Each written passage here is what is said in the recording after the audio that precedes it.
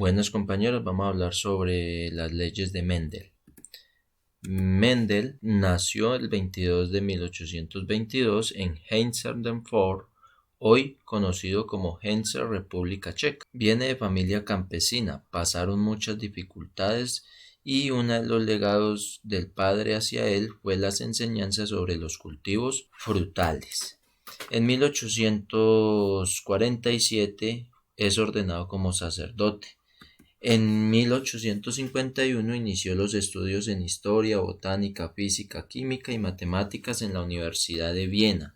Fue profesor suplente, pero no logró graduarse, así que en 1854 regresó al monasterio y fue nombrado profesor de la Escuela Técnica de Brunn. Gran parte de su vida se dedicó a realizar las investigaciones de la variedad, herencia y genética y evolución de las plantas, donde sus resultados han llegado a ser fundamentales para el desarrollo de la genética. Él muere el 6 de enero de 1884 y Gregor Mendel es considerado el padre de la genética. Mendel en sus investigaciones utilizó 28.000 plantas para analizar 7 pares de características de la semilla y la planta, como son el color de la flor, si era verde o blanca, color de la semilla, si era amarilla o verde, forma de la semilla, si era lisa o rugosa, color de la vaina, verde o amarilla, forma de la vaina inflada o rugosa, longitud del tallo, largo o corto, posición de la flor axial o terminal. El tipo de plantas que tomó él fueron los guisantes en su gran variedad de guisantes que había en ese momento. De estas investigaciones proporcionó 3 principios que más adelante serían llamadas leyes de la herencia o leyes de Mendel. Algunas concepciones o determinaciones que hizo Mendel según sus investigaciones y observaciones durante su etapa como investigador. Gen dominante. Estos son capaces de aparecer en un determinado carácter hereditario, cualquiera que sea el gen que lo constituye o lo acompañe. Como muestra la imagen, miramos que el par de loritos de color verde tiene el gen dominante y el azul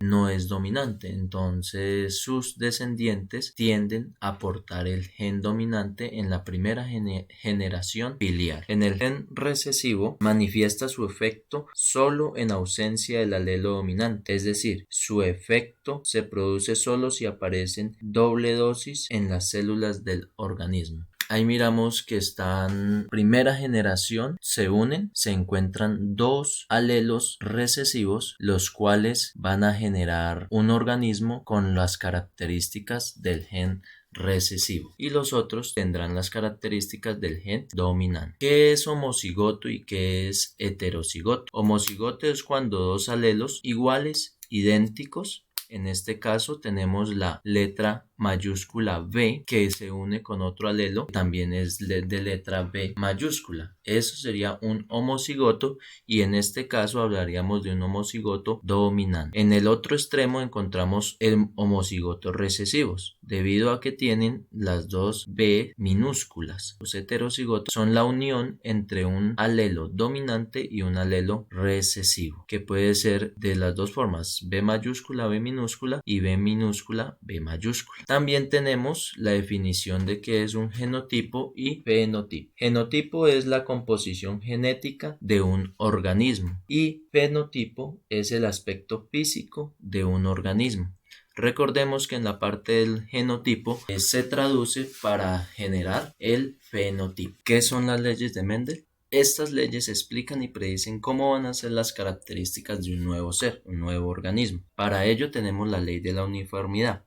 Establece que si se cruzan 2 razas puras para un determinado carácter, los descendientes de la primera generación son todos iguales entre sí, tanto en el fenotipo como en el genotipo, e iguales a uno de los progenitores en la parte de fenotipo físicamente. Para ello tenemos el caso 1 que es dominante, donde el polen de la planta progenitora aporta a la descendencia un alelo para el color de la semilla, y el óvulo de la otra planta progenitora aporta el otro alelo para el color de la semilla. De los dos alelos solo se manifiesta aquel que es dominante, mientras que el recesivo permanece oculto. Aquí podemos ver que el polen de color amarillo es dominante debido a que tiene los dos alelos, que es mayúscula la letra, y el color verde es el alelo recesivo debido a que tiene o es representado con la letra A minúscula. Y en la primera generación filial, entonces, nace el organismo con el genotipo dominante, con el gen dominante, como en el caso de este, que sería amarillo. Para el segundo caso, tenemos la herencia intermedia, no dominante, como es el caso del color de las flores de la planta Don Diego de noche. Al cruzar la variedad de flor roja con la variedad flor blanca, se obtiene la variedad de flor rosa, es decir, que varía solamente en la manera de expresar los distintos alelos. Segunda ley de Mendel, ley de la segregación. Esta establece que los caracteres recesivos, al cruzar las dos razas puras, quedaron ocultas en la primera generación, reaparecen en la segunda en proporción de 1 a 3 con respecto a los caracteres dominantes. Los individuos de la segunda generación resultan de los híbridos de la primera generación, son diferentes fenotípicamente unos de otros. Esta variación se explica por la segregación de los alelos responsables de estos caracteres, que en un primer momento se encuentran juntos en el híbrido y luego se separan entre los distintos gametos. Estos son los dos híbridos de la primera generación filial. Al polinizarse entre ellos dos, van a generar lo que es la ley de la segregación. Es decir, Mendel coge las plantas de la generación 1 del experimento anterior y las polinizó entre sí. Del cruce obtuvo semillas amarillas y verdes en proporción como se muestra en la figura, 3 amarillas, 1 verde. Así pues, el alelo que determina la coloración verde de las semillas parecía haber desaparecido en la primera generación filial, vuelve a manifestarse en esta segunda generación. Es decir, que nuestro alelo de color verde no se desaparece ni se ha mezclado, simplemente se ha ocultado.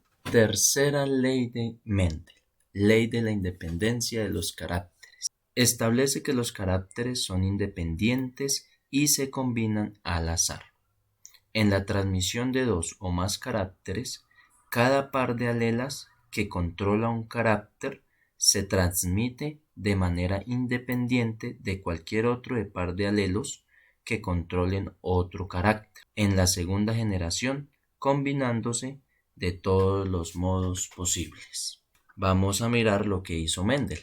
Mendel cruzó las plantas de los guisantes de semilla amarilla lisa con las plantas de semilla verde rugosas, homocigotas ambas para los dos caracteres, como se ve en la figura 1. Las semillas obtenidas de ese cruzamiento eran todas amarillas y lisas, cumpliendo así la primera ley para cada uno de los caracteres considerados, y relevándolos también a los alelos dominantes para esos caracteres que son los que determinan el color amarillo y la forma lisa.